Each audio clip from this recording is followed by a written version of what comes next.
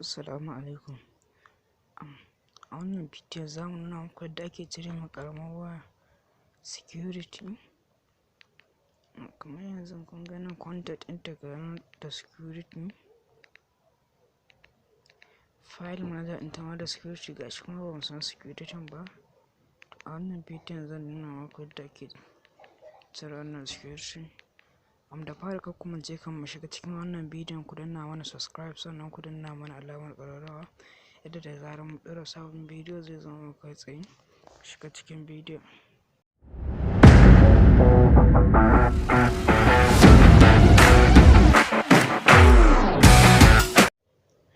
Kun gani ga yanan da an kulle ko ina na waya, mu ba mu san menene security ba.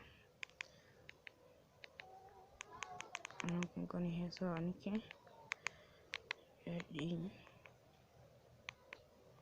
To da fari zaka sa in kana so ka cire security nan zaka sa star hash 0 star ka sa hash. Ga nan, do you want to clear all text and data? Ka danna yes. Ga nan tana deleting. Yanzu security zai hita. To wannan ita ce hanya da zaka bi mai sauƙi ka cire ma keypad security. Kun gani ta rufe da asalin take kama da wajen rai. Ga nan sai ka zaɓi English. To kun ga yanzu wannan security ga nan duk ya fita.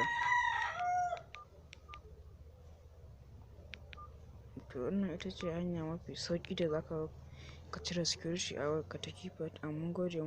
Da Allah ka kuma ce ku danna mana subscribe, sannan ku danna mana alamar ƙararrawa yadda da zarar mu ɗora sabon bidiyo zai zama muku kai tsaye.